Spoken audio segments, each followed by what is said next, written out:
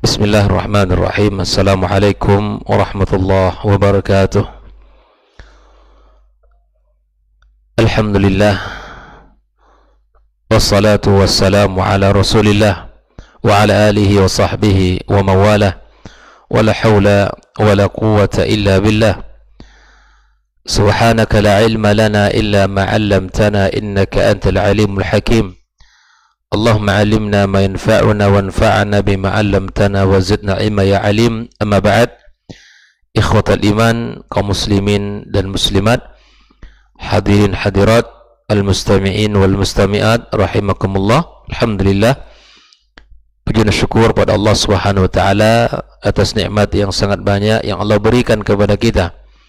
Pagi ini kembali kita diberikan kemudahan untuk bisa mengawali hari kita, kehidupan kita dengan ibadah yang mulia, dengan ketaatan melaksanakan ibadah salat subuh berjamaah. Kemudian kita lanjutkan duduk sejenak dalam majelis yang mulia ini, majelis ilmu yang merupakan sebaik-baik amal yang mesti dicari oleh seorang mukmin, bahkan merupakan salah satu jalan untuk mendapatkan surga Allah Subhanahu wa taala. Kemudian kita memperbanyak ucapan salat dan salam untuk Nabi sallallahu alaihi wasallam yang mudah-mudahan kita mendapatkan syafaatnya pada hari kiamat kelak. Untuk orang-orang yang telah berjasa dengan kita, selalu kita doakan. Orang tua kita, ibu bapa kita yang selalu berkorban kebaikan untuk kita, memberikan sesuatu yang merupakan keikhlasan yang sangat dalam tanpa pamrih. Mereka berkorban memberikannya kepada kita. Semoga Allah Subhanahu wa taala membalas kebaikan orang tua kita dengan ampunan dan ketinggian derajat di sisinya, serta kita diberikan pula kesempatan untuk berbakti kepada mereka, dan Allah kumpulkan kita dan mereka semuanya dalam surga nanti. Untuk para guru dan para pendidik kita yang telah mengajarkan banyak ilmu, yang telah membimbing kita, semoga Allah Subhanahu wa taala ampunkan dosa mereka dan Allah tinggikan derajat dan kedudukan mereka di sisinya pula. Kembali kita bersama kitab Ad-Durus Al-Muhimmah li'amatil ummah di samahati Syekh bin Baz sampai pada bab terakhir dalam kitab ini, yaitu tentang pengurusan jenazah. Pagi ini kita akan mengambil tentang takfin al-mayyit, yang mengkafankan, urusan mengkafankan mayit. Disebutkan oleh Syekh bin Baz rahimahullah ta'ala, al-afdal ayukaffan ar-rajul thalatha athwab bid laysa fiha qamis wala imamah. Untuk laki-laki itu 3 lapis kain, itu yang paling afdal, ya, tanpa ada qamis, baju dan imamah. Walaupun dalam hadis Aisyah radhiyallahu ta'ala anha disebutkan, inna Rasulullah SAW kuffina fi thalathati athwab, ya, Nabi itu dikafankan dengan 3 lembar, ya, 3 lembar kain kafan, ya, yamaniyatan bid suhuliyah min qars laysa fihinna qamis wala imama adraja fiha idraja. Nah, ikhwah fillah, di sini kalau kita mengkafankan laki-laki itu 3 lembar maksudnya, dan adapun perempuan, wal mar'atu tukaffan fi 5 athwab, 5 lembar, 3, 5, ya, dan di situ ada kerudung, kemudian izar dan 2 lipatan atau 2 lapis. Hal ini disebutkan oleh Imam Al-Bukhari dalam sahihnya juga, bahwa innama istahibba dhalika li'anna al-mar'ah tazid fi hali hayatiha 'ala ar-rajul fi sitir. Kenapa lebihkan perempuan di atas laki-laki jumlah kain kafan? Karena memang di dunia pun demikian, semasa hidup pun demikian, ya, bahwa perempuan memiliki aurat yang sangat banyak, kemudian mesti ditutup sebagaimana ketika dia hidup, maka disempurnakan untuk ditutup. Kemudian adapun anak kecil, ya, wa kafanu as-sabi fi thawbin wahid ila thalathati athwab.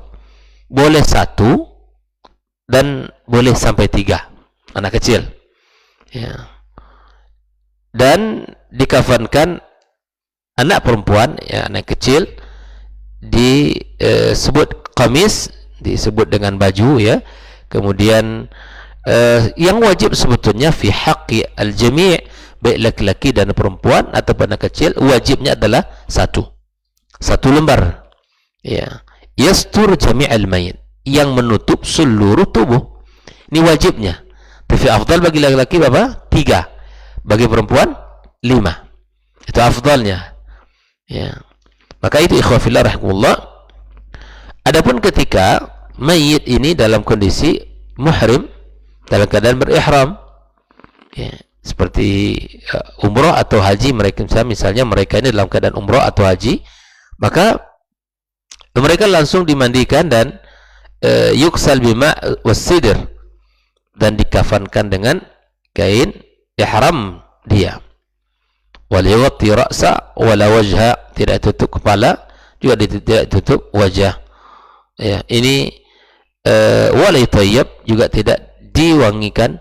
Karena apa? Yub'ats yaumil qiyamah mulabbiyan, karena dia nanti dibangkitkan di hari kiamat dalam keadaan, ya, diharapkan dia bertalbiyah. Ya, ikhwah fillah rahimakumullah. Ini hukum bagi orang yang sedang ihram. Berihram maksudnya orang yang sedang melaksanakan ibadah haji dan umrah, yang sedang berpakaian ihram, ya, berpakaian ihram yang sedang melaksanakan haji atau umrah. Kemudian siapa orang yang berhak memandikan? Nah, ini siapa orang berhak memandikan? Yang pertama adalah ahakun nas bi ghasli was salat alaihi wa dafni, adalah orang yang diwasiatkan olehnya. Jelas? Orang yang berhak memandikan siapa? Orang yang diwasiatkan oleh si mayit ketika dia hidup. Nanti kalau saya meninggal, saya dimandikan oleh fulan, ya. Saya dimandikan oleh fulan, ya. Kemudian kalau dia laki-laki, yang berhak memandikan siapa? Adalah bapaknya. Kalau dia laki-laki, yang berhak memandikan dia adalah bapaknya. Setelah itu siapa? Kakeknya. Kemudian al-aqrab fal-aqrab min al-asabah, ya, kemudian keluarga yang terdekat. Jelas, ya? Siapa yang paling berhak memandikan orang adalah orang yang diberi wasiat untuk memandikannya. Kalau tidak ada wasiat, maka yang paling dekat adalah bapaknya, kakeknya, atau saudara-saudaranya. Ya, kalau itu laki-laki. Adapun kalau perempuan, maka yang berhak memandikan adalah pun wasiatnya, jika dia mewasiati untuk memandikan. Kalau kita temukan laki-laki atau perempuan yang meminta, kalau saya meninggal nanti si fulan yang memandikan, maka yang diminta untuk memandikan itu orang yang paling berhak. Jelas, ya? Lalu kemudian kalau dia perempuan, ibu, kemudian nenek, kemudian keluarga-keluarga yang terdekat dari wanita, ya kan, kakaknya atau adiknya atau saudarinya dan seterusnya. Nah, bagaimana laki-laki, bagaimana seorang suami kepada istri atau istri kepada suami? Bolehkah itu dilakukan? Naam, walizawjaini ayuwassila ihdahuma al-akhar. Ya, bahwa masing-masing dari pasangan, ya, boleh untuk memandikannya. Laki-laki atau suami ke perempuan, atau ke istri, atau istri ke suami. Kenapa demikian? Lianna as-siddiqa, ya, Abu Bakar as-Siddiq radhiyallahu taala anhu, ya, salathu zaujatuh, dia dimandikan oleh istri beliau. Ya, hal ini pun Asma binti Umais, ya, radhiyallahu taala anha, aslamat qadiman fi Makkah, ya, Islam dari Makkah, wa hajarat ma'a Ja'far, kemudian hijrah, ya, zaujuha walamma istushhida, ketika dia syahid suaminya, tazawwajha Abu Bakar, kemudian Abu Bakar menikahinya. Thumma lamma mata tazawwajha Ali, kemudian ketika Abu Bakar meninggal dinikahi oleh Ali radhiyallahu taala an jami'a. Ikhwah fillah rahimakumullah. Itu kalau hukum yang memandikan. Jelas, yang memandikan siapa yang berhak? Orang yang diwasiati. Ya. Kemudian kalau tidak ada wasiat, bapak, kakek, kemudian saudara-saudara kandung. Begitu juga dalam haknya seorang perempuan. Kemudian juga dalam sejarah Islam, Ali radhiyallahu taala an ghasala zaujatahu ya Fatimah radhiyallahu taala anha. Ali juga memandikan istrinya Fatimah. Kalau tadi Abu Bakar dimandikan oleh istrinya. Nah, hal ini ada dalam sejarah. Kemudian bagaimana setelah kita dimandikan, kemudian dikafankan, lalu kemudian siapa? Mensalatkan atau menyalatkan jenazah. Nah, sifat salat jenazah ini adalah salat dilakukan 2 rakaat tanpa ruku' dan sujud. Ya, yukabbar arba'an, dia takbir 4 kali, wa yuqra ba'da al-Fatihah, ya, wa yaqra ba'da al-Fatihah, setelah al-Fatihah, wa in qara'a ma'aha suratan qasiratan aw ayatan aw ayataini fa hasan. Andai pun dia membaca surah al-Fatihah, maka itu itu baik, kata Syekh bin Bas. Al-hadis as-sahih al-warid fi dhalika Ibn Abbas radhiyallahu ta'ala, thumma yukabbar ats-tsaniyah wa salli 'ala an-nabi sallallahu alaihi wasallam Fatihah, kemudian setelah itu berselawat kepada Rasulullah sallallahu alaihi wasallam, ya, kemudian yang ketiga membaca doa untuk si mayit, ya, Allahumma fir li hayyina wa mayyitina wa syahidina wa ghaibina wa saghirina wa kabirina wa dzakarana wa unthana. Ya Allah, ampunkanlah yang hidup di antara kami, yang meninggal di antara kami, yang menyaksikan, yang tidak, yang kecil, yang besar, laki-laki dan perempuan. Allahumma man ahyaitahu minna fa ahyihi 'alal Islam. Ya Allah, jika engkau hidupkan kami, maka hidupkan dalam keadaan Islam. Wa man tawaffaitahu minna fa tawaffahu 'alal iman. Jika ada yang meninggal, maka jadikannya dia meninggal dalam keadaan beriman kepada Allah Subhanahu wa ta'ala. Jadi Al-Fatihah, kemudian salawat kepada Rasulullah, kemudian yang ketiga adalah membaca doa untuk si mayit. Nah, dan banyak ya sigat doa yang mesti kita baca. Dan di takbir yang ketiga ini adalah mesti panjang doa kita. Di sinilah kita mendoakan si mayit. Allahumma ighfir lahu warhamhu wa'afihi wa'fu anhu. Allahumma akrim nuzulahu wa wassi' madkhalahu, ya, waghsilhu bil ma'i wal thalj wal barid wa naqqihi min al khataaya kama yunqqa ath-thawb al abyad min ad-danas wa abdilhu daran khairan min darihi wa ahlan khairan min ahli. Kita minta kepada Allah ganti tempat yang lebih baik dari tempat di dunia ini, ya. Kemudian kita minta juga keluarga yang lebih terbaik, yang lebih baik dari yang ada di dunia. Wa adkhilhul jannah, masukkannya ke dalam surga. Wa'idhu min adzabil qabr, hindarkan dia dari azab kubur. Wa adzabin nar, dan azab neraka. Wafsah lahu fi qabrih, lapangkanlah kuburannya. Wa nawwir lahu fi, dan berikan cahaya di dalam kuburannya. Allahumma la tahrimna ajrahu wa la tudillana ba'dahu. Thumma yukabbir rabi'a wa yusallim taslimatan wahida an yamini. Ikhwan fillah rahimahullah, pada takbir yang ketiga itu, disitulah tempat kita mendoakan si mayit, jenazah. Panjangkan di situ doa kita, banyakkan doa kita. Nah, setelah takbir yang keempat, ya, kemudian salam. Kemudian salam. Dan apakah diangkat tangan setiap perpindahan takbir? Wa yustahab ayurfa yadayhi ma'a kulli takbiratin. Allahu akbar, Al-Fatihah, setelah selesai Allahu akbar, angkat lagi sampai ya setelah takbir kedua kita membaca selawat. Kemudian takbir yang ketiga kita membaca doa, dan takbir yang keempat salam di sekali arah kanan saja.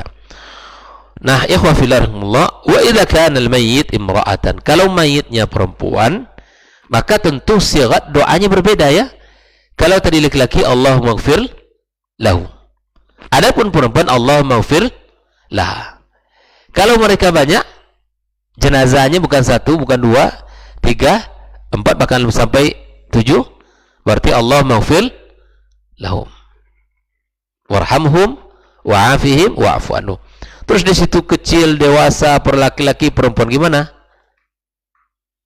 Nah, kalau dewasa, laki-laki, perempuan lebih dari 3, ya kita baca Allah maghfir lahum, berarti kan jamak. Tapi kalau anak kecil itu berbeda doanya dengan orang dewasa. Anak kecil ada khusus doanya. Ya, ada khusus doanya. Tidak seperti doa ya orang-orang dewasa. Kalau dalam kumpulan jenazah itu ada orang dewasa, laki-laki, perempuan, lebih dari 3, Allah maghfir lahum. Jadi kalau dia ada di situ anak laki-laki, maka kita doakan ya, di antara doanya Allahumma ja'alhu faratan, ya, jadikan dia sebagai tabungan bagi orang tuanya di hari kiamat kelak. Nah, ikhwah fillah rahimakumullah. Jika 2, Allah maghfir lahuma.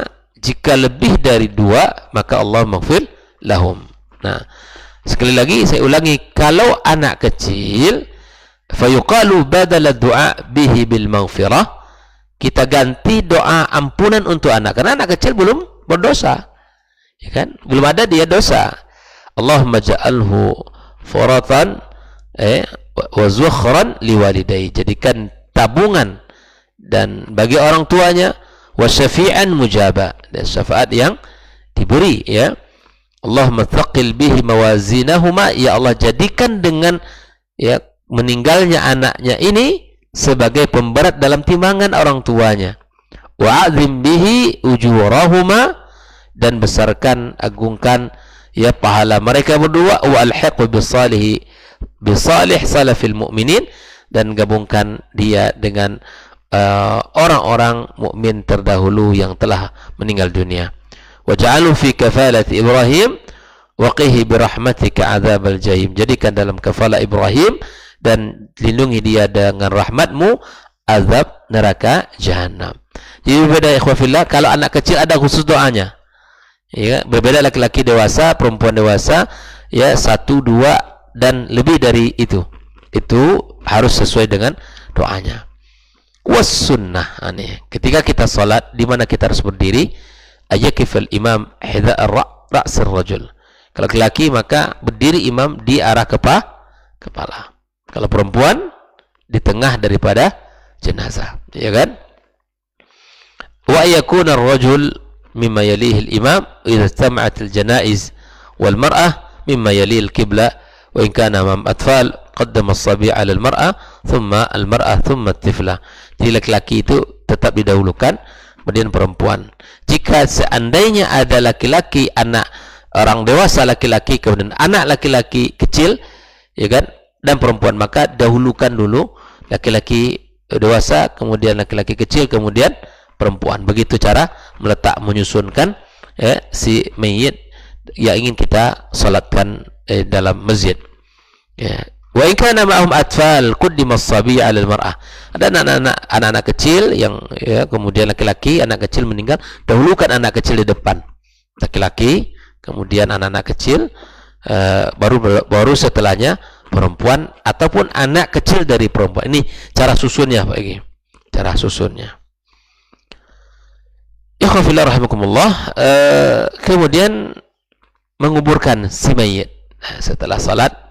Ikhwan fillah, ini masalah salat, yaitu tadi 2 rakaat tanpa rukuk dan sujud, 4 takbir. Ya selesai salat, ya sudah, kita angkat jenazah. Ini jauhkan daripada ritual-ritual yang sesungguhnya itu tidak masuk dalam pembahasan. Ya. Terkadang subhanallah waliyadzubillah, ya bukan kita bukan kita meremehkan atau tidak, tapi kemudian ikhwah fillah yang diajarkan Rasulullah SAW, kita dalam salat itu mendoakan si mayit. Salat ini cuma berapa menit saja kan, tapi setelahnya itu yang panjang, itu kan, tahlil sampai 1000 kali, itu kan, tahlil sampai 1000 kali, panjang sekali. Yang diminta adalah mendoakan si mayit dalam salat kita, itu yang diminta. Nah, itu yang dilakukan Rasulullah sallallahu alaihi wasallam. Nah, terkait dengan menguburkan, ini sama juga ini. kita belajarlah kepada apa yang telah dilakukan oleh Rasulullah SAW. Al-masyru' yang masyru' ketika dikubur, ta'miq al-qabr ila wasatir rijal, dalamkan kuburnya. Ya, berdasarkan hadis Hisham ibn Amir dalam kisahnya para syuhada. Wa yakuna fil lahad min jihatil qiblah, yang sebaik kuburan itu adalah lahad, arah kiblat. Gali, bikin lahad. Itu yang al-masyru', gitu ya. Tapi terkadang subhanallah ada kondisi tanah yang tidak memungkinkan untuk itu. Ya kan? Wa ayyudha al-mayyit fil lahad ala jambihi al-ayman. Ya, setelah kita gali, bikin lahad, maka mayit kita kuburkan dan arahkan arah kiblat. Ibarat kita tidur dalam posisi arah kiblat dan sebelah kanan. Nah, hal ini ya Ibnu Hazm mengatakan wa yaj'al mayyit fi qabri ala jambihi al-yamin wa wajhu qiblat al-qiblah wa ra'suhu wa rijlahu ila yamin al-qiblah. Jadi kalau begini ya kita merengkan si mayitnya. Kita merengkan, geserkan, arahkan wajah arah kiblat. Ya, semua arah kiblat, seperti orang yang tidur arah ke kanan, ya kan? Itu yang harus kita lakukan. Kemudian ikhwah fillah rahimakumullah, kita buka ikatan al-kafan. Ya, kita buka ikatan kafan. Wala tanza' bal tutrak. Artinya kita longgarkan tapi dibiarkan. Tidak dibuka sama sekali. Ini tidak ada orang mengambil ikatan kain kafan lalu kemudian untuk menghilangkan rasa rindu, rasa sedih, diberikan ke anak cucunya. Ini tidak boleh. Masih ada kan nih kayak gini? Masih ya? Kain kafan yang sudah digunting, yang digunakan untuk pengikat si jenazah, maka ini dilepaskan dari dia dan kemudian dikasih ke anak cucunya, ke istrinya, dengan tujuan biar tidak teringat lama-lama, ya, tidak sedihnya berlama-lama. Nah, ini tidak ada syariat seperti ini, dan tidak ada syariat seperti ini. Dan ikhwah fillah rahimakumullah, wala yukhshaf wajhu sawa'an kana al-mayyit rajulan aw imra'ah. Jadi sebetulnya ya, kita arahkan arah kiblat, selesai, dilonggarkan ikatannya, tidak dibuka. Nah, kemudian kalaulah seandainya memang tidak memungkinkan ada lahad, maka bisa kita ya lakukan seperti yang mana lazimnya, ya, kemudian kita taruh si mayit dengan mengatakan bismillah wa ala millati rasulillah. Orang yang mengambil jenazah di bawah itu taruh dia di lahadnya dengan mengatakan apa? Bismillah, dengan nama Allah, wa ala millati rasulillah, dan di atas agama Rasulullah sallallahu alaihi wasallam. Sebagaimana sabda Rasulullah SAW, al-mayt idza wudi'a fi qabri falyakul alladhina yad'unahu hina yudha' fil lahad bismillah wa billah wa ala millati rasulillah. Nah, ini tidak ada syariat diazankan di kita. Ini masih ada. Bisa dengar Pak Yogi? Jenazah ingin diturunkan nih ke dalam kuburan, lalu kemudian diazankan. Azan, pernah dengar? Banyak. Masih banyak. Ini jenazah sudah sampai di kuburan, nah tiba-tiba nanti ada yang berinisiatif mengazankan. Apa maksudnya? Wallah ta'ala alam. Tidak tahu, saya juga tidak tahu maksudnya. Tapi ini pernah saya lihat. Ya, mungkin apa? Kira-kira apa ya? Maksudnya apa? Wallah ta'ala alam bissawab. Syariat azan memang kalau kita lihat sejarahnya untuk orang yang hidup. Ya, orang yang sholat. Syariat azan itu memang untuk orang yang hidup. Ya. Orang yang sudah meninggal dunia perlu diazankan. Saya tidak tahu dalilnya. Wallah ta'ala alam bissawab. Artinya bahwa tidak perlu diazankan. Ini orang sudah meninggal diazankan. Maksudnya apa? Ya kan? Jangan kita melakukan sesuatu yang dikira-kira baik tapi menurut kita gitu. Tidak baik menurut agama. Ya. Ini sering nih. Sedangkan hidup saja dia tidak dengar azan, apalagi sudah meninggal. Yang hidup saja tidak, ya corong mic-nya ke rumah dia, tak dengarkannya azan. Ya kan? Dengar azan tapi tidak memberikan pengaruh dalam hatinya, tidak datang ke rumah Allah. Itu tidak akan merubah si mayit. Azan ketika sudah dimasukkan ke dalam kuburan, jangan nanti menyesal pula dia kan. Saya menyesal katanya kan. Kalau sempat pula dia ngomong, bayangkan. Nah, ikhwafillah, jangan kita mengada-ngada dalam urusan agama, ya. Pernah dengar nih, Abah siapa yang orang arah-arah kepulauan ya? Ya bagi ya. Saya pernah di sebuah pulau, subhanallah. Ya tidak di sana saja, di mana saja itu mungkin terjadi begitu ya. Itu bisa jadi terjadi. Tapi ketahuilah ikhwafillah rahimakumullah, yang disuruh Nabi ketika jenazah ingin diletakkan bukan azan, yang disuruh Nabi membaca bismillahi wa ala millati Rasulillah. Ini yang ada dalilnya, bukan suruh diazankan. Nah, ini seakan-akan ingin syariat ini benar-benar begitu ya, sampai menguburkan diazankan. Ikhwafillah rahimakumullah, ini syariat Islam ini bukan diada-adakan, bukan pula dibuat-buat, tapi memang harus dipandu oleh dalil yang kita tidak tahu dari mana asal usulnya. Nah, setelah dikuburkan, wa yurfa'al qabr qadra shibr, ditinggikan sedikit ya, sejengkal, wa yuba ala hasba in tayassara dzalik wa yurshah bil ma'. Ini disebutkan ditinggikan ya. Kemudian di sini disebutkan dakhalat Aisyah fa qultu ya dakhaltu ala Aisyah fa qultu ya ummah ikshifi li an qabr Nabi sallallahu alaihi wasallam, ditunjukkan mana kuburan Nabi sallallahu alaihi wasallam wa sahibaihi, maka fakushifat li an thalathati qubur ya, dan ditunjukkanlah 3 kubur Nabi dan 2 sahabatnya. Kemudian intayassara dzalika wa yursal ma bil ma. Nah, kalaupun ikhwafillah ingin di sini disebut kalau sebimbas, disiram dengan air bukan untuk supaya dia supaya dia